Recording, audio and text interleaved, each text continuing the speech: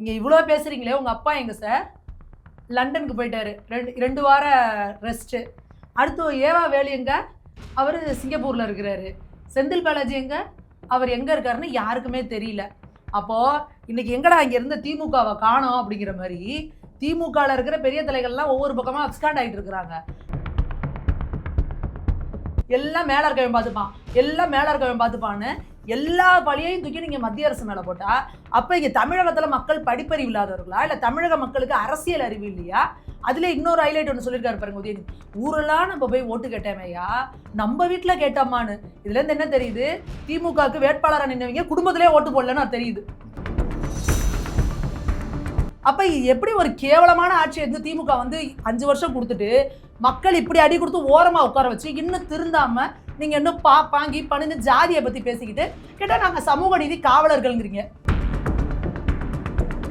நீ யாரை வந்து ஒரு பட்டியலின சகோதரனுக்கு ஜாதி பேர் சொல்லிட்டுனா அவன் மேலே பிசிஆர் வழக்கு போடுறோமோ, அதே போல் பிராமணர்களை பாப்பான்னு சொன்னாலும் அவங்க மேலே போடுங்க.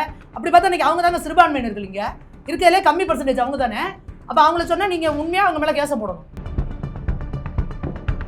நீங்கள் கூடவே இருந்துட்டு இப்படியே வச்சுட்டு கும்பிட்ற சாமி, ஆமாம் சாமி, ஆனால் நீங்கள் சொல்கிறதெல்லாம் கரெக்டுண்ணே, அண்ணே சூப்பர்ண்ணே, சரிங்கண்ணே, ஆனேன்னு அவங்க பண்ண அயோக்கியத்தனத்துக்குலாம் 5 வருஷம் கூட இருந்தீங்க. அப்போ அவங்க என்ன நினச்சிட்டாங்க? சரி இவங்கெல்லாம் ஆகச்சிறந்த அடிமைகளப்பா, வாய் தான் சற்று காது வரை நீள்கிறது அப்படிங்கிற மாதிரி கூட வச்சுருந்தாங்க. நல்லா பேசுவாங்க, ஆனால் என்ன செஞ்சாலும் நம்மளை விட்டு போக மாட்டாங்கன்னு.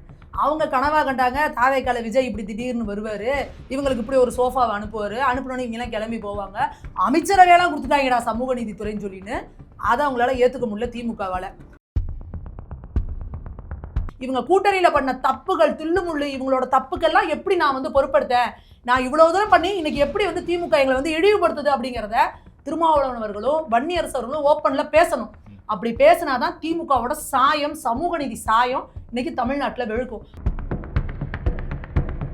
நீங்கள் சமூக நீதி காவலர்கள், உட்கார்றதுக்கு சோஃபா கூட கொடுக்க விட மாட்டீங்க, பிளாஸ்டிக் சேரை கொடுப்பீங்க, பக்கத்தில் நிற்க வைக்க மாட்டீங்க, பின்வரிசைக்கு தள்ளிடுவீங்க.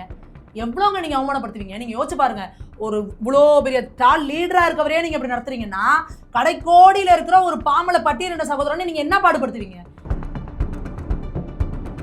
அப்போ வைகோ அவர்கள் வந்து ரொம்ப மிகச்சிறந்த பேச்சாளர், மிகச்சிறந்த அரசியல்வாதி, மிகச்சிறந்த அறிவாளி அப்படின்னு வந்து போன ஜென்ரேஷன் வந்து தெரிஞ்சிச்சு. இந்த ஜென்ரேஷனில் ஒரு மிகச்சிறந்த என்டர்டெய்னர், நல்ல பசங்க வச்சு செய்கிறாங்க சோசியல் மீடியாவில். அப்போ அதுக்கு தகுந்த மாதிரி அவர் மன்னிக்கிறாரு.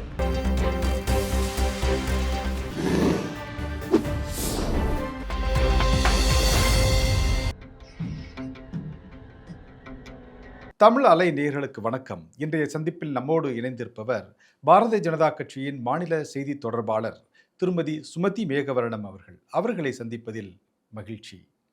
வணக்கம் மேடம். வணக்கம். இந்த தேர்தலில் யார் எதிரின்னு தெரியாமலே நம்ம தேர்தலை சந்திச்சிட்டோம். ஆனால் நம்ம எதிரியாக நிர்ணயித்தவர்களை நம்ம தோற்கடிச்சிட்டோம். வரக்கூடிய தேர்தலில் யார் எதிரின்னு தெரிஞ்சு போச்சு, அவங்கள சும்மா விட மாட்டோம் அப்படிங்கிற மாதிரி இன்னைக்கு எதிர்க்கட்சி தலைவராக இருக்கக்கூடிய திரு உதயநிதி ஸ்டாலின் அவர்கள் பேசியிருக்கிறார். எப்படி பார்க்குறீங்க? கண் கேட்டதுக்கு அப்புறம் சூரிய நமஸ்காரங்கிற மாதிரி போன 5 ஆண்டுகளில் முழுக்க மத்திய அரசு நின்னா குத்தம், உட்காந்தா குத்தம், மத்திய அரசுன்னு கூட சொல்லாமல் ஒன்றிய அரசு அப்படின்னு சொல்கிறது. எதற்கெடுத்தாலும் எங்களுக்கு மத்திய அரசு நிதி கொடுக்கல. நாங்கள் திரும்ப சொன்னோம், மக்களுக்கே பிடிக்கல, இரிட்டேட்டிங்காக இருக்குது நீங்கள் பண்ணுறது அப்படின்னு. ஆளுநர் எதை செஞ்சாலும் ஆளுநரை குத்தம் சொல்கிறது. நீங்கள் வந்து எதிர்கட்சியாக இருக்கும்பொழுது போன ஆட்சியில் பார்த்தாங்க சட்டையை கிழிச்சிட்டு ஓடி போய் ஆளுநர்கிட்ட நின்னார் ஸ்டாலின் அவர்கள். அதுக்கப்புறம் நீங்கள் வந்ததுக்கப்புறம் நாட்டுக்கு ஆளுநரும் ஆட்டுக்கு தாடியும் தேவையே இல்லை அப்படின்றீங்க. அப்போ மக்கள் இதெல்லாம் பார்த்துக்கிட்டே இருக்கிறாங்க. அதுக்கப்புறம் நீங்கள் வச்ச வாதம் என்னன்னா, தமிழ்நாடா டெல்லியா அப்படின்னா, இப்போ சிஎம் கேட்டா மோடி அவர்களை வந்து நின்னாரு இல்லை. அப்போ நாங்கள் அப்பயே சொன்னோம், நீங்கள் வைக்கிற வாதமே தப்பு. மக்கள் அப்போ என்ன பண்ணாங்க, அப்பா டெல்லியே இருக்கட்டும் நீ கிளம்புன்னு சொல்லி உங்களை ஓரமாக உட்கார வச்சுட்டாங்க. இதில் வேறு அடுத்து என்ன சொல்கிறாருன்னா, மக்களே இந்த ஆட்சியை கலைச்சிருவாங்க அப்படின்றாரு.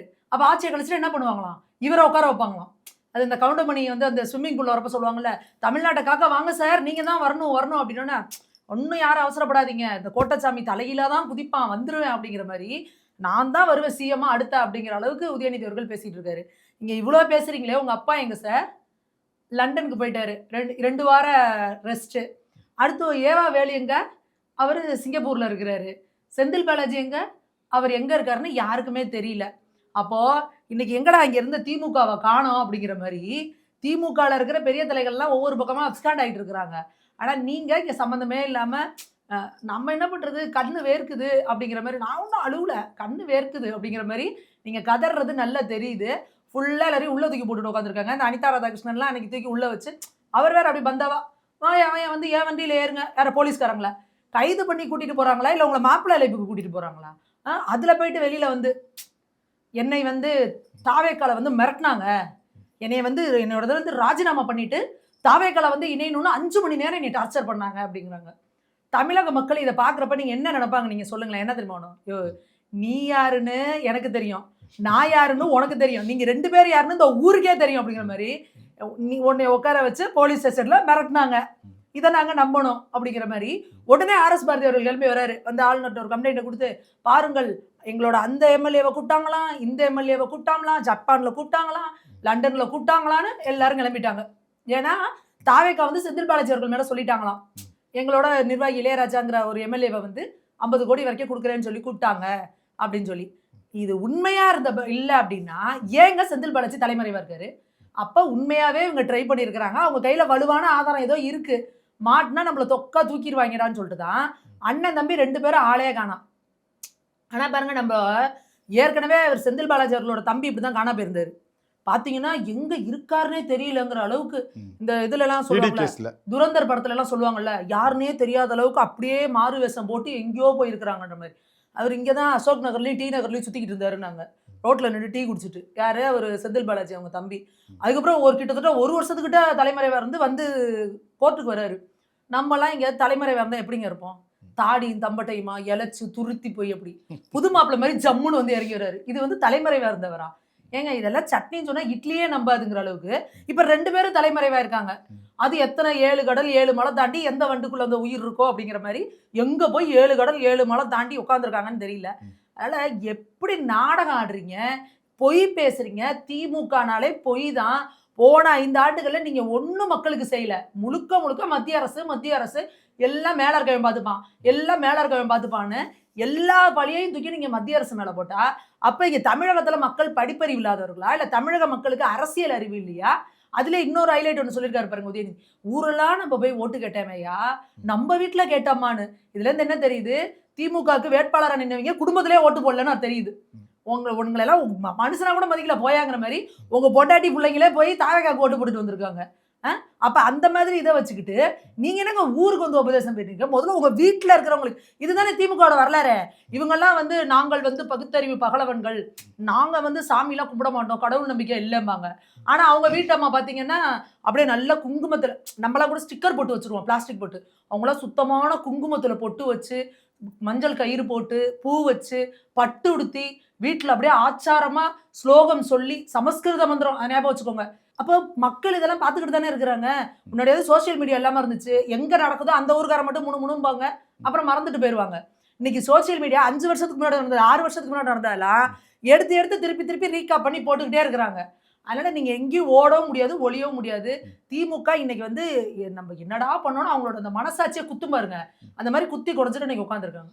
ஓகே மேடம், நீங்க குறிப்பிடும்போது ஒரு விஷயத்த சொன்னீங்க. அதே மாதிரி எதிர்க்கட்சி தலைவராக இருக்கக்கூடிய திரு உதயநிதி ஸ்டாலின் அவர்களும் சொன்னாரு, இந்த மாதிரி மக்களே இந்த ஆட்சியை கலைச்சிருவாங்க அப்படின்னு. அப்படி ஒரு சூழ்நிலை தமிழ்நாட்டில் இருக்கா? மக்கள் வந்து இந்த ஆட்சி மேல வெகுண்டு எழுந்து ஆட்சியை கலைக்கக்கூடிய அளவிற்கு ஏதாவது சம்பவங்கள் நடந்திருக்கா? இல்ல என்ன காரணத்துக்காக அந்த வெர்டிக்ட் சொன்னாங்க? மக்களுக்கு பொறுமை ரொம்ப உண்மையாலுமே ஜாஸ்திங்க. அப்படி உண்மையாலுமே அவங்க கிடைச்சிருந்தா போன தடவை திமுக ஆட்சியில ஒரு 10-15 தடவை கலைச்சு விட்டுருக்கணும். அந்த அளவுக்கு பச்சை குழந்தை 2.5 வயசு குழந்தையெல்லாம் போயிட்டு பாலியல் சித்திரவதை பண்ணி கொள்றது, 81 வயது பாட்டியை வந்து பாலியல் சித்திரவதை பண்ணி கொள்றது, இவங்களோட அயலகணியில இருந்த ஜாபர் சாதிக்குங்கிறவரு அவரே வந்து அந்த மெத்தபட்டமைன்னு அந்த சிந்தடிக் ட்ரக்ஸ் எல்லாம் தமிழ்நாடுல மூல முடுக்கெல்லாம் கொண்டு போறது, இதெல்லாம் என்னன்னே தெரியாம ஸ்கூல் வாசல்ல இருக்கிற பிள்ளைங்களுக்குலாம் கஞ்சா மிட்டாய் விற்கிது, என்னென்னமோ சொல்றாங்களே, கூலிப்பு, மஞ்சள் மிட்டாய், ஆரஞ்சு மிட்டாய், சிவப்பு மிட்டாய்ங்கிறாங்க. நம்மலாம் அப்ப சின்ன பிள்ளையா இருக்கப்ப சூட மிட்டாய் புளிப்பு மிட்டாய் தின்னுட்டு இருந்தோம். இன்னைக்கு அவங்க கஞ்சா மிட்டாய் தின்னுட்டு உட்காந்துருக்குறாங்க. அந்த நிலைமையில உட்காந்துருக்கு. அதுக்கெல்லாம் வெகுண்டு போய் ஏண்டா என் வீட்டுல என் பொம்பளை புள்ள வெளியே போகுது, பத்திரமா வருமானு தெரியல, ஆம்பளை புள்ள வெளியில போகுது, போதகத்தை அடிச்சிடாம அதாவது வந்து மெத்தப்பட்டமைன்னு வாயிலே வரல பாருங்க, மெத்தப்பட்டமைன்னு கஞ்சா ட்ரக்கு ஏதாவது எடுத்துட்டு வருமானு தெரியல. வீட்டுல ஆம்பளை வெளியில போறாரு, டாஸ்மாக்ல சம்பளத்தை முழுசா கொடுத்துட்டு வந்துடுறாரு. இது இப்படி இருக்கிற லட்சணத்திலேயே உங்க ஆட்சியவே கலைக்கல. எங்கங்க இதை இப்ப 50 நாள் தானே ஆகுது. 50 நாள்ல மக்களுக்கும் தெரியும்ல, இப்போ இவங்க புதுசா வந்திருக்காங்க, என்ன பண்றாங்கன்னு பார்ப்போம். ஆனா இவங்களும் ஓவர் சேட்டையை கொடுத்துக்கிட்டு தான் இருக்காங்க. அடுத்து திமுக 2.0 போல தான் பண்ணிட்டு இருக்காங்கிறத மக்களும் பார்த்துக்கிட்டு தான் இருக்கிறாங்க. அப்ப அதுக்கான கண்டன குரல்களும் வந்துகிட்டு தான் இருக்கு. ஆனா இந்த 55 நாள் அப்படிங்கிறது ரொம்ப நேரோவான டைம். இதுக்குள்ளேயே நீங்க இப்படி கதற ஆரம்பிச்சிட்டீங்க அப்படின்னா இன்னும் 4.5 வருஷம் இங்க என்ன பண்ண போறாங்கன்னு தெரியல. Okay madam. அதே மாதிரி இப்போ உதயநிதி ஸ்டாலின் இந்த மாதிரி பேசிட்டு இருக்காரு அப்படின்னா, அந்த கட்சியினுடைய அமைப்பு செயலாளர் இருக்கக்கூடிய திரு ஆர்.எஸ். பாரதி அவர்கள் ஒரு பத்திரிகையாளர் சந்திப்பில் பார்ப்பனராக இருக்கக்கூடிய திரு இந்து சமய அறநிலையத்துறை அமைச்சர் திரு ரமேஷ் அவர்கள் குறிப்பிட்டு பேசும்போது ஒரு வார்த்தையை சொல்லிடுறார். சொல்லிட்டு அப்பா நான் பாப்பான்னு தான் சொல்லியிருக்கேன், பாப்பன்னு சொல்லலை அப்படிங்கிற மாதிரி ஒரு வார்த்தையை சொல்றாரு. இந்த மாதிரி ஒரு வெர்டிக்டை யூஸ் பண்றதுக்கு திரு ரமேஷ் அவர்கள் கண்டனம் தெரிவிச்சிருக்கிறார். திமுக காரங்களுக்கே என்னன்னா எங்க பார்த்தாலும் அதாவது எப்படின்னா நம்ம சிம்பிளா இதை ஏற்கனவே நான் சொல்லியிருக்கேங்க. எவன் எய்த்து அடிக்க மாட்டானோ அவங்கள வலுவா அடிப்பாங்க. யார் ஓடுறாங்களோ அவங்கள துரத்திக்கிட்டே இருப்பாங்க. பொதுவா வேற எந்த சமுதாயத்த மக்களையும் பேச மாட்டாங்க. நீதிபதி ஐயா சுவாமிநாதன் ஐயாவுக்கே எதுக்காக அவர் பிராமணர், அவர் பூணூல் போட்டிருக்காரு, குடுமி வச்சிருக்காரு, பட்டை அடிச்சிருக்காரு, எதுக்கு நீங்க அந்த அடி அடிச்சீங்க? அவர் பிராமணர்ங்கிறதுக்காக. அதே திருப்பரங்குன்றம் தீர்ப்புல டிவிஷன் பெஞ்சில் 2 பேர் இருந்தாங்கல்ல, அவரோட ஜாதி யாராவது சொன்னாங்களா? சொல்ல மாட்டாங்க. சொன்னாங்கன்னு வச்சுக்கோங்க, அந்த ஜாதியை சேர்ந்தவங்க எல்லாரும் வந்து இங்களை நொங்க எடுத்துருவாங்க. அப்போ இந்த பிராமண சமுதாயம் மட்டும்தான் அவங்க என்னமோ பேசிட்டு போறாங்கப்பா நமக்கு என்ன அப்படின்ற மாதிரி. நான் திரும்ப பல இடங்கள்ல சொல்றது பிராமண சமுதாயமா அப்படி இருக்கணும்னு எந்த அவசியமும் கிடையாது. அவன் தான் உங்க மண்டையில திரிக்கிறான் நீங்க ஆரியர்கள் வந்தேரிகள் அப்படின்னு. இங்க நீங்கள தமிழ் பிராமணர்கள், தமிழ் அந்தணர்கள், நீங்க பேசுற சுத்தமான தமிழ்ல யாவே மடங்காது அவங்களுக்கு முன்னாடி வாயில. அப்ப நீங்க ஏங்க இப்படி இருக்கிறீங்க? இங்க பிராமணர்களை கேவலமா பேசிட்டு கோயிலுக்கு வராங்கல்ல, கண்டுக்காம வெளியே போங்க. ஏன் குடுகுடுன்னு ஓடி போய் வாங்கன்னு சொல்லி அவங்களுக்கு பரிவட்டம் கட்டுறீங்க? எதுக்கு அவங்களுக்கு எல்லாம் மரியாதை பண்றீங்க? செய்யாதீங்க. அப்ப நீங்க எல்லா இடத்துலயும் உங்களோட எதிர்ப்பை தெரிவிங்க. அதே போல பிராமணர்கள்னா கோழைகள் அப்படிங்கறத வந்து அதையும் உங்க மண்டையில அடிச்சு பதிய வச்சிருக்காங்க. நிச்சயமா பிராமணர்கள் கோழைகள் கிடையாது. ஸ்ரீரங்கம் இஷ்யூவே உங்களுக்கு எடுத்துக்கலாம். ஸ்ரீரங்கத்துல வந்து அந்த உளுக்கான் படையெடுப்பின் பொழுது 12,000 பிராமணர்கள், நீங்க நல்லா யோசிச்சு பாருங்க. சண்டை தெரிஞ்சவன் ஒரு கத்தியோ கம்போ எடுத்துட்டு சண்டைக்கு போய் நிக்கிறது அது வேற விஷயம். எனக்கு சண்டை தெரியாது, என் கையில ஆயுதம் இல்ல, எதிரில் இருக்கிறவன் கிட்டத்தட்ட 4 அடி 5 அடிக்கு வாள் வச்சிருக்கான். அவன் ஒரு சீவுனா பெரிய பெரிய கல்லு பாறை சிலைகள்லாம் அப்படியே வெண்ணெய் வெட்டுற மாதிரி வெட்டிட்டு போகுது. அப்ப நம்ம தலையில ஏமாத்துறோம்? அவன் வெட்டுவான்னு தெரியும், நம்ம உயிர் போகும்னு தெரியும். அப்பயே என்ன பண்ணாங்க? 12,000 பிராமணர்கள் போய் அவன் குறுக்க நின்னாங்க. என் கழுத்தை வெட்டிட்டு போ, என்ன கொன்னாலும் கொள்ளு, ஆனா என் பெருமாளை தொடாது அப்படின்னு. அப்ப வந்து ஒரு கோழையால அந்த விஷயத்தை செய்ய முடியுமா? இருக்கிறதே மிகச்சிறந்த வீரன் என்ன தெரியுமா? இந்த நிமிஷம் என் உயிர் போகுதுன்னு தெரிஞ்சாலும் என்னோட கடவுளுக்காக என்னோட தர்மத்துக்காக போய் நிக்கிறாங்கல்ல, அவங்கள விட ஒரு மிகச்சிறந்த வீரன் உண்டா? சத்திரியர்கள் போரிடுவாங்க, அவங்களுக்கு போர்க்கலை தெரியும். நீ உன்னை 10 அடி அடிக்கிறதுக்கு முன்னாடி உன்னை எப்படி எதுக்கணும் தெரியும். அவங்க வேற, எனக்கு எதுவுமே தெரியாது ஆனாலும் என் தர்மத்துக்காக போய் நிக்கிறாங்கல்ல. அப்ப அப்படி அந்த வழியில வந்தவங்க தானே நீங்க. இன்னைக்கு என்ன உங்க தலைவா வெட்டிட போறானுங்க அவனுங்க? ஏத்து குரல் கொடுக்கறதுக்கு என்னங்க? ஏன் நீங்க பேச மாட்டேங்கிறீங்க?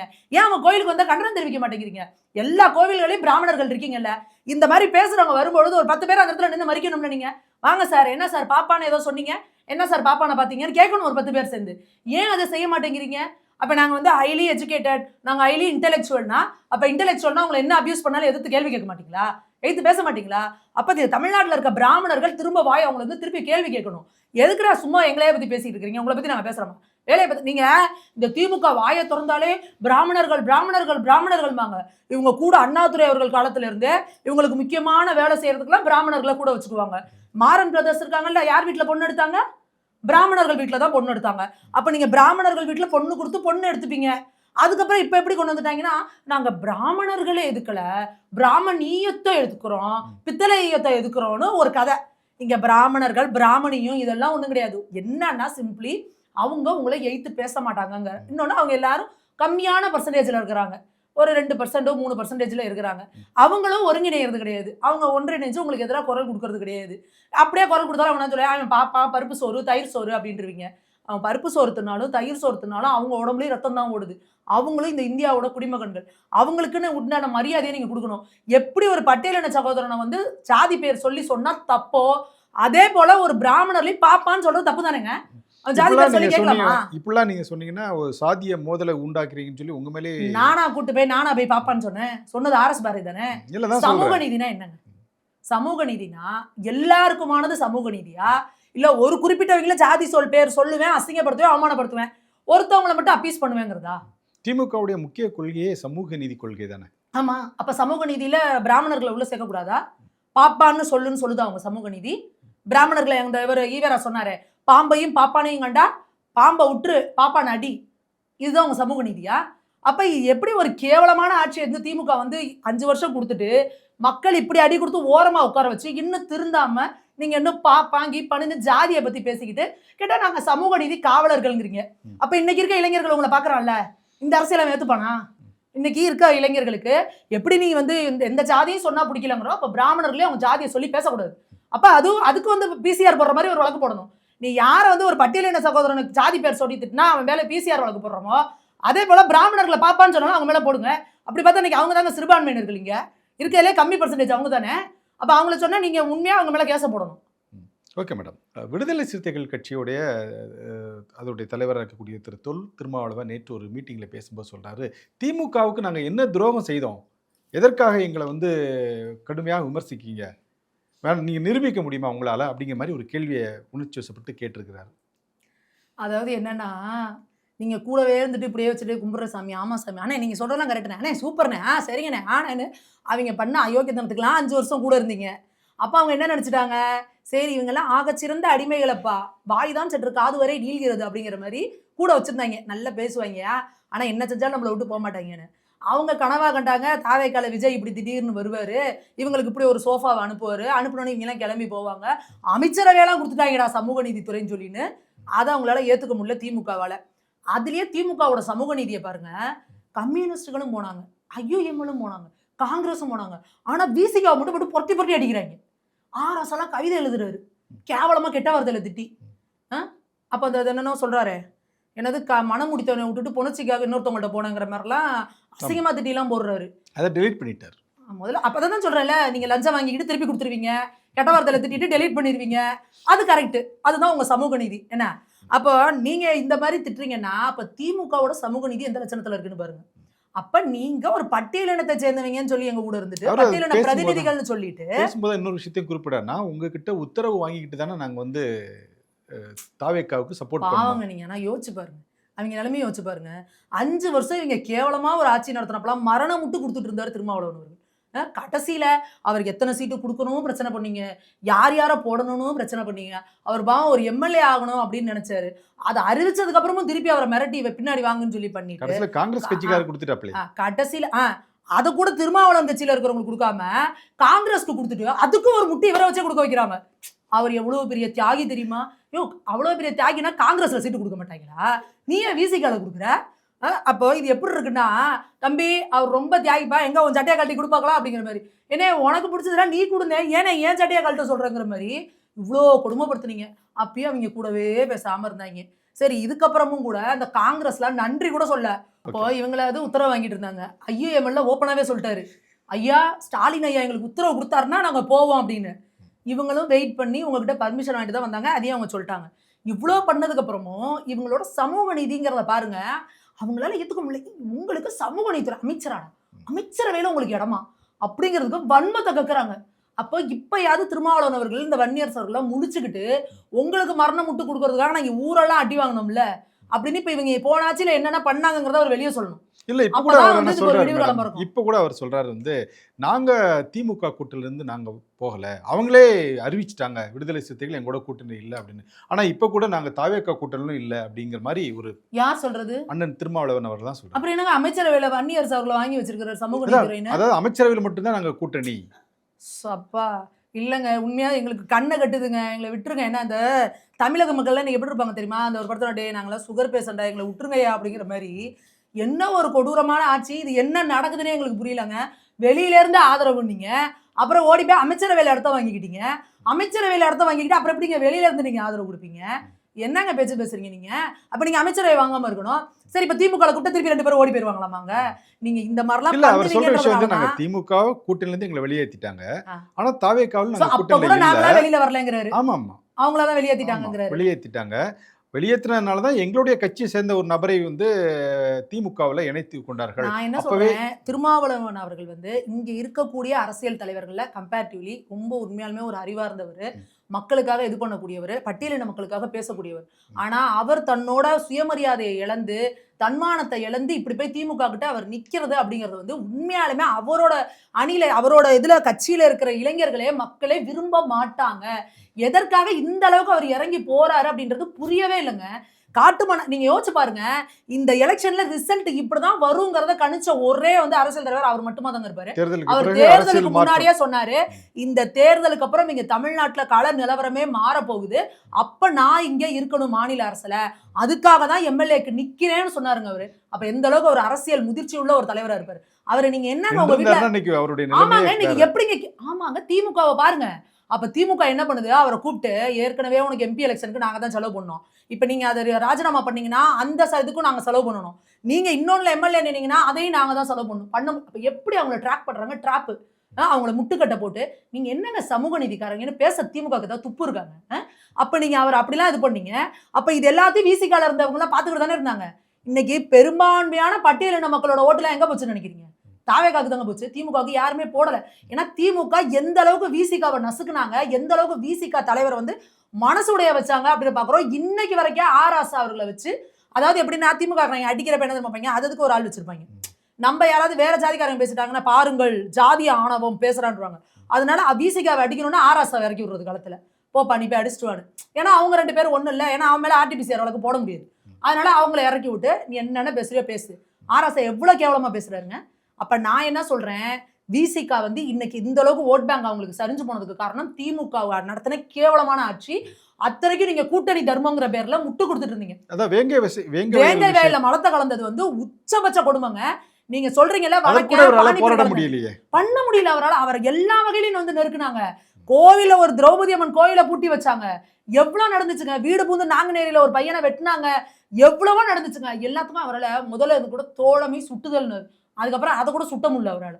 அந்த அளவுக்கு அவர் கைகாலை கட்டி வாயை பத்தி வச்சிருந்தீங்க. அப்ப நான் என்ன சொல்றேன் திருமாவளவன் அவர்களுக்கு, நீங்க தான் பட்டியலின மக்களுக்கு நான் வந்து ஒரு பிரதிநிதியா பேசுறேன்னா அப்ப நீங்க ரோல் மாடலா இருக்கணும். அம்பேத்கர் அவர்களுக்கு இருந்த வந்து ஒரு இதை வந்து நெருக்கடியை விட இங்க யாருக்கும் இருந்துட முடியாது.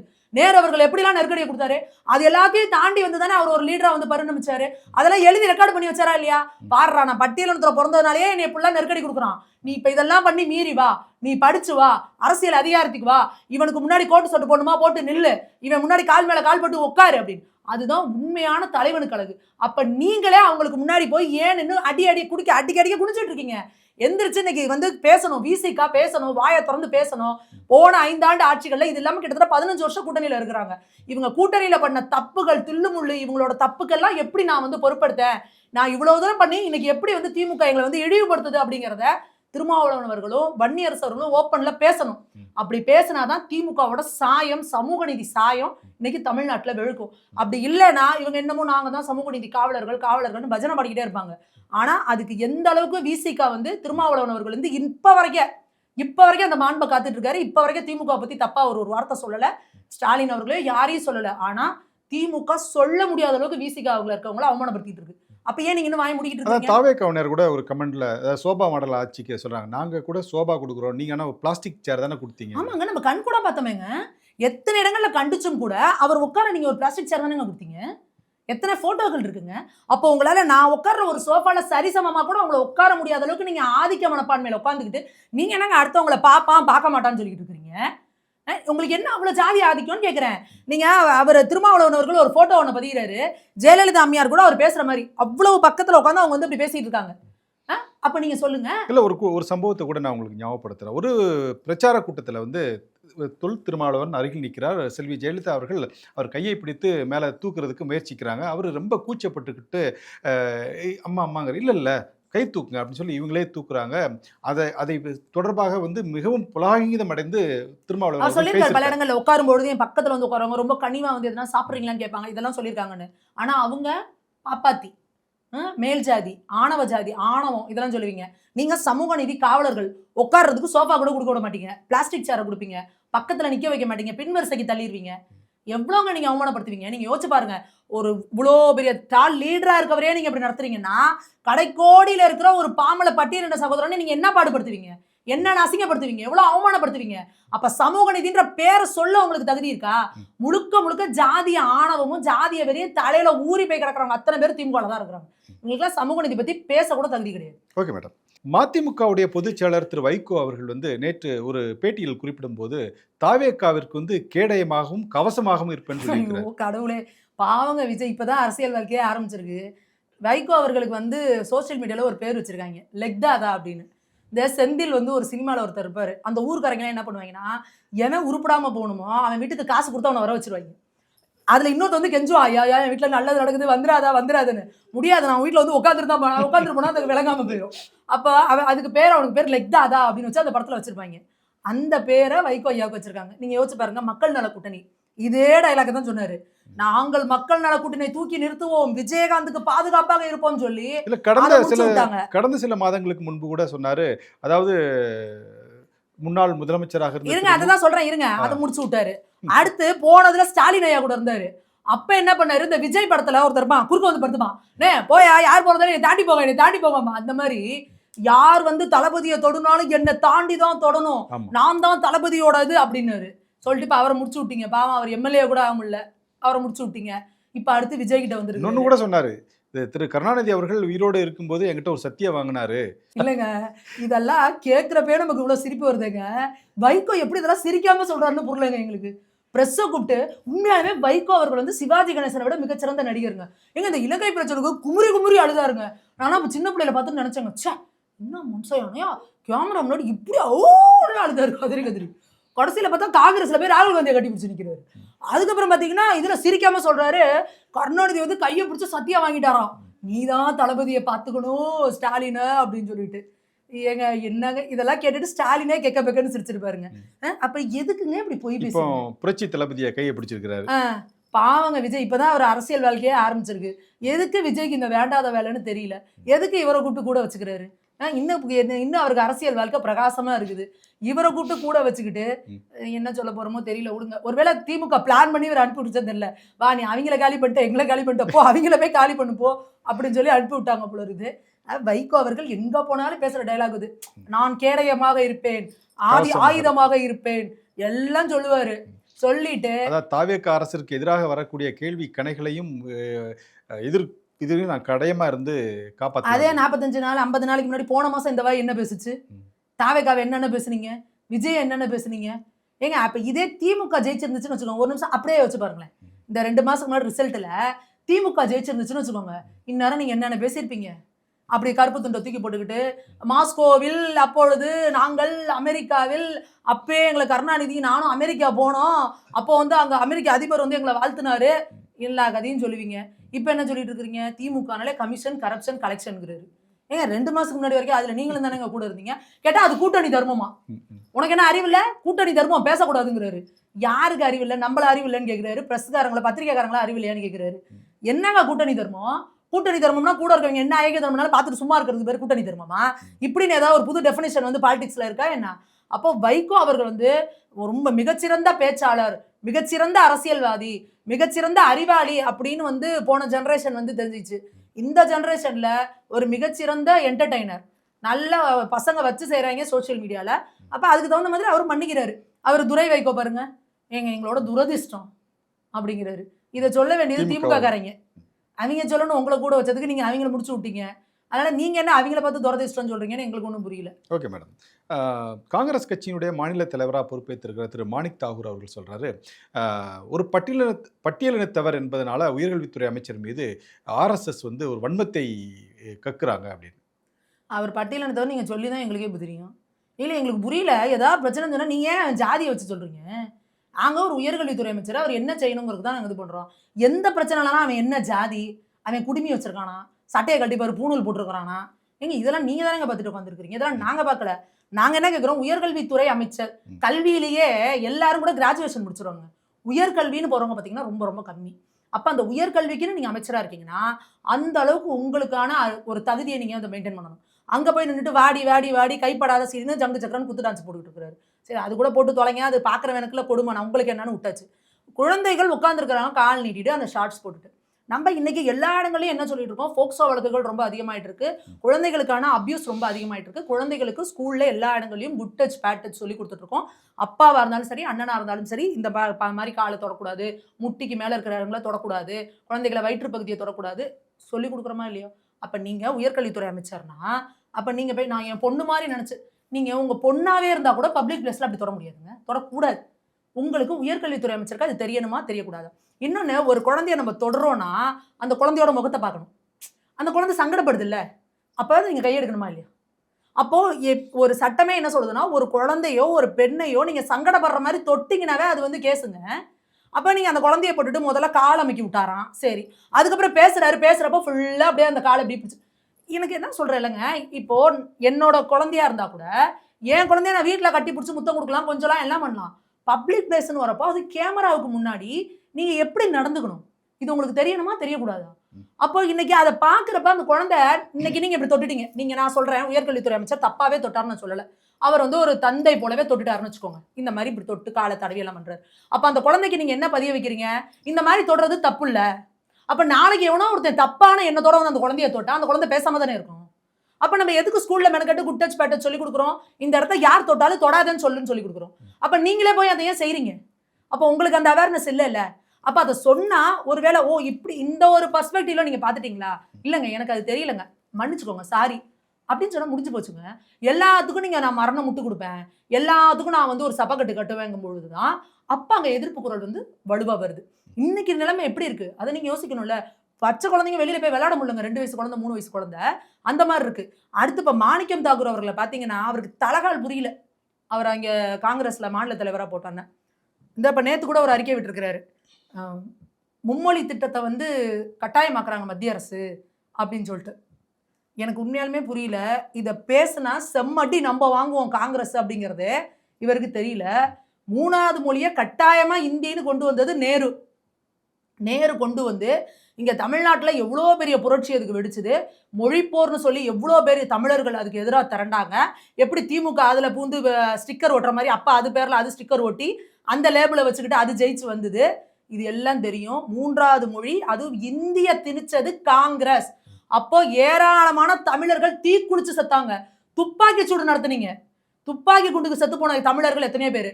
அப்படி அப்பாவி தமிழர்கள கொன்ன காங்கிரஸ் 3வது மொழிய பத்தி பேசலாமா? உங்களுக்கு யோகிதை இருக்கா? இப்ப இருக்கிற மும்மொழி கொள்கை என்ன சொல்லுது? எனி ரீஜனல் லாங்குவேஜ்ன்னு சொல்லுது. 3வது மொழி நீங்க எத வேணா படிக்கலாம். இப்ப இந்த கன்னியாகுமரியில இருக்கிறவங்களுக்குலாம் அந்த பார்டர்ல எல்லாரும் மலையாளம் பேசுவாங்க. நீங்க 3வது மொழி மலையாளம் எடுத்து படிக்கலாம். இந்த பக்கம் ஆந்திரா பார்டர்ல இருக்கிறவங்க தெலுங்கு எடுத்து படிக்கலாம் 3வது மொழி. இந்த பக்கம் கர்நாடகா பார்டர்ல இருக்கிறவங்க கன்னடத்தை எடுத்து படிக்கலாம். சோ அப்ப அந்த அவங்களுக்கு வேலை வாய்ப்புகள் அதிகமாகும். எனக்கு ஒரு வேலையா நீங்க அங்க போக ஈஸியா இருக்கும். அத பண்ணுங்கங்க. அத விட்டுட்டு ஹிந்தின்னு ஏங்க ஹிந்திய புடிச்சு தொங்கிட்டு இருக்கீங்க? அவங்க எனி ரீஜனல் லாங்குவேஜ்னு சொல்லிட்டாங்க. இத இம்ப்ளிமெண்ட் பண்றதுக்கு உத்தரப்பிரதேசத்துல தமிழ் எடுத்து படிக்கிறாங்கங்க. நீங்க சொல்றீங்க இந்திய திணிக்கிறது, இந்திய திணிச்சது காங்கிரஸ்.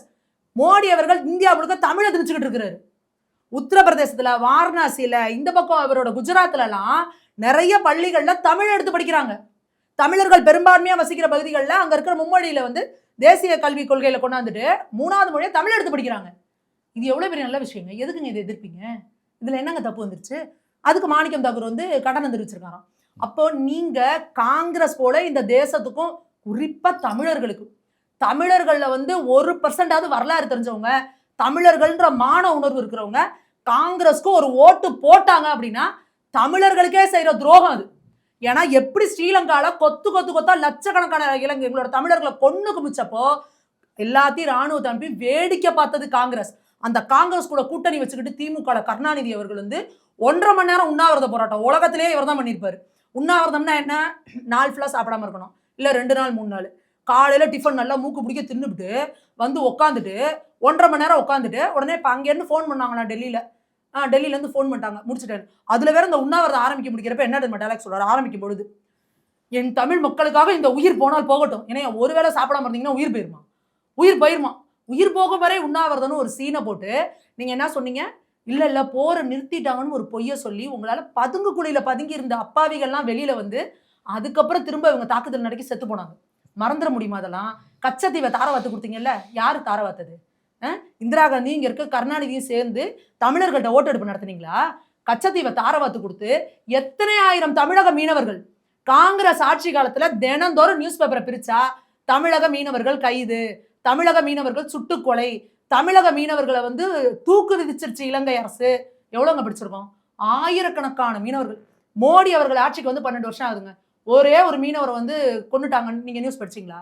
இல்ல இப்ப ஸ்ரீலங்காவுக்கு போயிருந்தப்போ 5 தூக்கு தண்டனை கைதிகள் தமிழர்களை மீட்டு கொண்டு வந்தாருங்க. இதெல்லாம் பேச உங்களுக்கு துப்பு இருக்கா? இன்னைக்கு ஹைட்ரோ கார்பன் திட்டத்துல இருந்து மீத்தேன் திட்டத்துல இருந்து தமிழ்நாட்டுக்கு எதெல்லாம் நாசம்னு கண்ணை மூடிட்டு தொட்டிங்கன்னா அதெல்லாம் காங்கிரஸ் கொண்டு வந்தது. இந்த நீட்டி முளைக்கிறாங்கல்ல, நீட்டை கொண்டு வந்தது இது காங்கிரஸ் தானேங்க. அப்போ நீங்க தமிழ்நாட்டுக்கு முழுக்க முழுக்க துரோகம் இழைச்ச காங்கிரஸை நீங்க இங்க என்ன வந்து உட்காந்துட்டு மாநில தலைவர்னு உட்காந்துக்கிட்டு நீங்க தமிழ்நாடுகளை பத்தி என்ன பேசிட்டு இருக்கீங்க? நான் திரும்ப சொல்றேன், தமிழர்கள் அவங்க யார் கூட வேணாலும் கூட்டணி வைக்கட்டும், காங்கிரஸ்காரங்கன்னு வந்து நின்னாங்கன்னா அவங்களுக்கு ஒரு ஓட்டு கூட போடாதீங்க. காங்கிரஸ் தமிழர்களுக்கு இழைத்த துரோகம்னு நீங்க கூகுள்ல போடுங்க, வரும் பக்கம் பக்கமா. இன்னைக்கு இருக்க இளைஞர்கள் கூகுள்ல தேடி படிங்க, சாட்ஜிபிடில போடுங்க, அதுவே வரும், படமாவே போட்டு காட்டும். அதனால தமிழர்களோட ஒத்த ஓட்டு கூட காங்கிரஸ்க்கு போடக்கூடாது. தமிழின துரோகிகள் காங்கிரஸ். Okay madam. மேடம், தமிழ்நாட்டில் எதிர் கட்சிகளாக இருந்த அதிமுகவும் திமுகவும் இன்னைக்கு ஒன்றாக இணைந்து ஒரு போராட்டத்தை மேற்கொண்டிருக்காங்க. திரு ஆதவ அர்ஜுனா ஒருத்தர் பேசும்போது, அதாவது அமைச்சராக இருக்கக்கூடிய திரு ஆதவ அர்ஜுனா பேசும்போது சொன்னாங்க, விரைவில் திமுகவும் அதிமுகவும் இணைவார்கள் அப்படின்னு. இதை நிரூபிக்கும் வகையில் முதல் கட்டமாக இன்னைக்கு இந்த இணைந்து தூத்துக்குடியில் ஒரு ஆர்ப்பாட்டத்தை மேற்கொண்டிருக்காங்க. இது எப்படி பார்க்குறீங்க? அது அவங்களோட உட்கட்சி விவகாரம், அதில் நாங்கள் என்ன சொல்கிறதுன்னு தெரியல. ஆனால் எங்களை பொறுத்த வரைக்கும் என்ன அப்படின்னா, இந்த பேச்சு அப்பையிலேருந்தே அடிபட்டுக்கிட்டே தான் இருக்குது, வந்துக்கிட்டே தான் இருக்குது. நடக்கிறப்ப நடக்கட்டும், என்ன நடக்குது நம்ம பார்ப்போம். அதாவது இந்த திமுகவை பொறுத்த வரைக்கும் பார்த்தீங்கன்னா, ஆட்சி வேணும், அதிகாரம் வேணுங்கிறதுக்காக அவங்க எந்த எல்லைக்கு வேணால் போவாங்க, என்ன வேணால் செய்வாங்கன்றது நமக்கு நல்லாவே தெரியும். திமுக என்னெல்லாம் இனிமேல் வந்து ஸ்டெண்ட் பண்ணுறாங்க அப்படிங்கிறத நம்ம தான் பார்க்க தான் போகிறோம். பொதுவாக நம்ம எப்போவுமே சொல்லுவோம், எலெக்ஷன் முடிஞ்சிச்சுன்னா 6 மாதம் எல்லாரும் அக்கடான்னு இருப்பாங்க, அரசியலே கவனிக்க மாட்டாங்க. ஆனால் தாவேக்கால விஜய் வந்தாலும் வந்தார், தினந்தோறும் எந்திரிச்சா கில்லி படம் பார்க்குற மாதிரியே இருக்குது. டெய்லி ரன்னிங்கு, சேசிங்கு, ஃபயரிங்கு, ஃபைட்டிங்குன்னு எங்கே திரும்பினாலும் பிரேக்கிங் நியூஸ். அது ஒரு நாளைக்கு 5-6 பிரேக்கிங் நியூஸ். என்ன பண்ணுறதுன்னு தெரியல, எதை பார்க்குறது எதை விடுறதுன்றது தெரியல. அந்த அளவுக்கு சுறுசுறுப்பாக போயிட்டு இருக்கு அரசியல். அதை பார்ப்போம், திமுக என்னென்ன ஸ்டண்ட் அடிக்கிறாங்கன்றதை நம்ம இனிமேல் பார்க்க தான் போகிறோம். ஓகே மேடம், அரசியலில் பரபரப்பாக வச்சிருக்க தாவேக்காவுக்கு ஒரு வாழ்த்து சொல்லிட்டு தொடர்ந்து பேசுவோம் மேடம். நன்றி, வணக்கம். நன்றி.